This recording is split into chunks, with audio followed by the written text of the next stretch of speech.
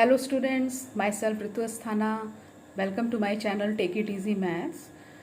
This is the video of integers. Class 7, Chapter 1 and Part 2. तो Part 2 ये इसलिए है, Part 1 में मैंने आप लोगों को बताया था what are the integers, integers क्या होते हैं and addition and subtraction of integers, इसके बारे में हम लोगों ने जाना था. बच्चों वीडियोस मैं पार्ट में इसलिए बना रही हूँ ताकि अलग अलग टॉपिक आप लोग छोटे छोटे टॉपिक्स को अलग अलग वीडियोस में समझेंगे तो आपके लिए समझना इजी हो जाएगा, क्योंकि आपके लिए सारी चीज़ें नई होती हैं और एक साथ सारी बातों को समझ लेने से फिर वो कुछ दिन बाद सब कुछ मैशअप हो जाता है और फिर आगे प्रॉब्लम होती है समझने में. तो आप एक एक टॉपिक अगर अलग अलग वीडियो में समझेंगे तो आपके लिए इजी हो जाएगा, इसलिए मैं इसके अलग अलग पार्ट्स बना रही हूँ. तो इस वीडियो में हमें पढ़ना है मल्टीप्लिकेशन ऑफ इंटीजर्स. तो मल्टीप्लिकेशन ऑफ इंटीजर्स में बहुत इजीली अगर किसी बात को समझेंगे तो मैंने ये जैसे यहाँ पर टेबल बनाई है, first number multiplied by second number equal to किसका साइन लगेगा. अगर हम फर्स्ट नंबर पॉजिटिव है और सेकंड नंबर भी पॉजिटिव है और दोनों को मल्टीप्लाई करते हैं तो आंसर पॉजिटिव में आता है. फर्स्ट नंबर पॉजिटिव है और सेकंड नंबर नेगेटिव है, उसको मल्टीप्लाई करते हैं तो आंसर नेगेटिव में आता है. फर्स्ट नंबर नेगेटिव है और सेकंड नंबर पॉजिटिव है तो आंसर प्रोडक्ट जो है वो नेगेटिव में आता है. और फर्स्ट नंबर नेगेटिव है और सेकंड नंबर भी नेगेटिव है तो प्रोडक्ट हमारा पॉजिटिव में आता है. इसको बस याद रखना है. इसको याद रखने से आपके लिए मल्टीप्लिकेशन ऑफ इंटीजर्स इजी हो जाएगा. फॉर एग्जाम्पल अब है जैसे कि फर्स्ट नंबर ये पॉजिटिव है 40 multiplied by -7. First number positive है, सेकंड नंबर नेगेटिव है, हमने इसको मल्टीप्लाई किया 280 और हमारा आंसर किस में आएगा, नेगेटिव में. अब दूसरा एग्जांपल है कि पॉजिटिव पॉजिटिव अगर होगा तो 24 is positive the first number and second number 2 is also positive and well we will multiply it, we will get 48 in positive.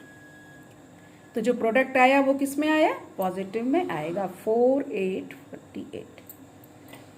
Then other example for negative and positive. अगर एक negative है दूसरा positive है, first number negative है और second number positive है, then answer product will be in negative -30. दोनों ही नेगेटिव हैं अगर -3 multiplied by -6 is equal to 18 और हमारा जो प्रोडक्ट आया है वो पॉजिटिव में आएगा. तो पॉजिटिव का साइन जनरली जब अगर हम यहाँ स्टार्टिंग में लगाते नहीं हैं. Then if minus sign appears an odd number of times in a product, the final product is negative. इसका मतलब है कि अगर minus sign odd number of times में मल्टीप्लाई होता है तो जो प्रोडक्ट आएगा, जो फाइनल प्रोडक्ट आएगा वो नेगेटिव में आएगा. कैसे, फॉर एग्जांपल अब अगर हमने मल्टीप्लाई किया है -1 मल्टीप्लाइड बाई -1 मल्टीप्लाइड बाई -1 तो कितने टाइम्स -1 मल्टीप्लाई हुआ है, 3 times and 3 is the odd number. और 1 को कितनी बार भी मल्टीप्लाई करेंगे आपस में आंसर तो 1 ही आएगा, लेकिन साइन किसका लगेगा, नेगेटिव में लगेगा, क्योंकि माइनस ऑड टाइम्स में मल्टीप्लाई हुआ है 1 2 3. अब अगर ये 5 टाइम्स मल्टीप्लाई होता, 7 टाइम्स, 9 टाइम्स, 11 टाइम्स, 13 टाइम्स, जितने भी ऑड नंबर में हम 1 को मल्टीप्लाई कर लेंगे हमको खैर आंसर 1 मिलेगा, लेकिन जो साइन लगेगा वो नेगेटिव का ही लगेगा. अब मान लीजिए हम -2 लेकर चल लेते हैं, -2 multiplied by -2 multiplied by -2 multiplied by -2 and multiplied by -2. So how many 2's are here, 1 2 3 4 5 and 5 is the odd number.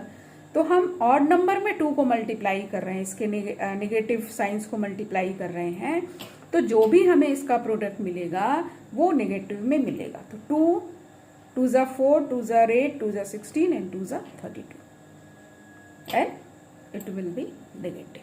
ये नेगेटिव होगा. अब हम लोग पढ़ेंगे दूसरा रूल. दूसरा रूल क्या है, if minus sign appears an even number of times in a product, the final product is positive. अगर माइनस साइन को हम इवन नंबर ऑफ टाइम्स में मल्टीप्लाई करते हैं तो जो फाइनल प्रोडक्ट होगा वो पॉजिटिव होगा। कैसे?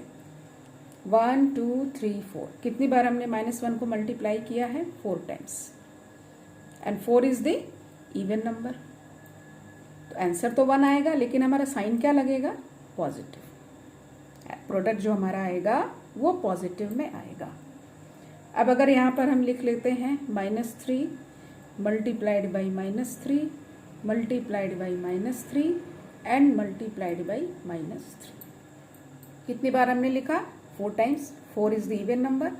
1 2 3 4, तो 3 3 ज़ा 9, 9 3 27 एंड 27 3 ज़ा 81, और 81 से पहले किसका साइन लगेगा? पॉजिटिव का साइन लगेगा। ठीक है, तो ये बहुत इजी वे है समझने का, इसको आप अच्छे तरीके से समझ गए होंगे।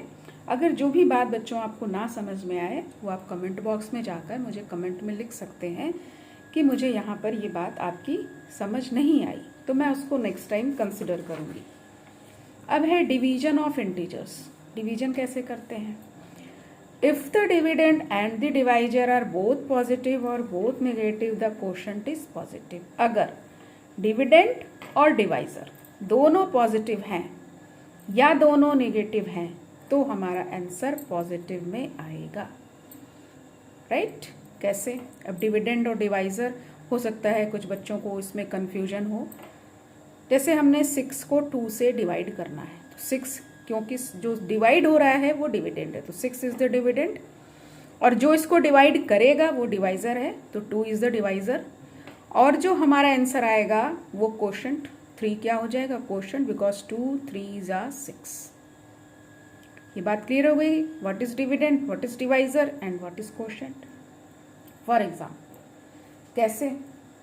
अगर +6 को हम डिवाइड कर रहे हैं +2 से, तो 2 3 ज़ा 6, आंसर आ गया +3। अब अगर -6 को डिवाइड कर रहे हैं -2 से, तो 2 3 ज़ा 6, आंसर ये भी पॉजिटिव में आएगा। पॉजिटिव का साइन यहाँ पर हम लगाते नहीं हैं, ये मैंने आपको समझाने के लिए लगाया। तो माइनस माइनस भी जब डिवाइड होगा तो हमारा क्वोशंट पॉजिटिव में आएगा, और पॉजिटिव पॉजिटिव भी अगर आपस में डिवाइड हो रहा है तो हमारा आंसर पॉजिटिव में आएगा। The second rule, if either the dividend और the divisor is positive and the other is negative, the quotient is negative. अब इसके कहने का क्या मतलब है? ये कह रहा है कि अगर डिविडेंड और डिवाइजर पॉजिटिव हैं या नेगेटिव हैं, और अगर दूसरा नंबर जो है वो नेगेटिव या पॉजिटिव है, तो हमारा आंसर नेगेटिव में आएगा। कैसे? अब अगर हम डिवाइड कर रहे हैं -8 डिवाइडेड बाई +2, 2 4 ज़ा 8। अब क्योंकि हमने पढ़ा कि अगर माइनस साइन डिवाइड हो रहा है, नेगेटिव साइन डिवाइड हो रहा है पॉजिटिव साइन से, तो आंसर क्वोशंट नेगेटिव में आएगा। अब अगर 8 डिवाइड हो रहा है -2 से, तो भी हमारा आंसर नेगेटिव में आएगा। ये इसका कहने का मतलब है कि इफ ईदर द डिविडेंड और द डिवाइजर इज पॉजिटिव, दोनों में से कोई भी अगर पॉजिटिव हो और दोनों में से कोई भी अगर जो डिवाइजर है वो नेगेटिव हो, जिससे डिवाइड कर रहे हैं, तो या तो डिवाइजर नेगेटिव हो या डिविडेंड, या तो डिवाइजर पॉजिटिव हो या डिविडेंड, तो दोनों में से कोई अगर पॉजिटिव नेगेटिव होगा तो हमारा जो क्वोशंट है वो नेगेटिव में आएगा। ये इसका कहना था। अब ये टेबल है, first number divided by second number. जैसे मैंने मल्टीप्लिकेशन का टेबल बनाया था वैसे ही ये डिवीजन का टेबल है। First number divided by second number, मतलब फर्स्ट नंबर अगर पॉजिटिव है वो डिवाइड हो रहा है सेकंड पॉजिटिव नंबर से, तो जो क्वोशंट आएगा वो पॉजिटिव आएगा। अब अगर फर्स्ट नंबर पॉजिटिव है और सेकंड नंबर नेगेटिव है, तो जो आंसर आएगा वो नेगेटिव में आएगा। अब अगर फर्स्ट नंबर नेगेटिव है और सेकंड नंबर पॉजिटिव है, तो जो क्वोशंट आएगा वो नेगेटिव में आएगा।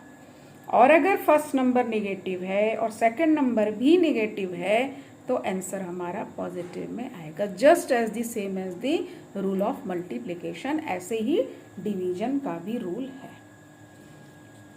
तो मुझे लगता है कि मेरे इस वीडियो में ये जो मैंने डिवीजन ऑफ इंटीजर्स और मल्टीप्लिकेशन ऑफ इंटीजर्स आपको समझाया बच्चों, ये काफ़ी हद तक समझ में आ गया होगा। फिर भी अगर आपको कोई प्रॉब्लम है तो you can go in comment box and comment there that what is your problem, कि आपकी क्या प्रॉब्लम है, या अच्छा लगा, समझ में आ गया, या कहीं कोई चीज़ छूट गई।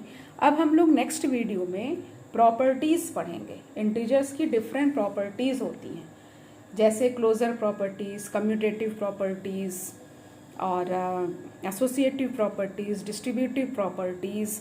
उन सारी प्रॉपर्टीज़ के बारे में हम अच्छे से समझेंगे और उसके कुछ एग्जाम्पल्स भी करेंगे।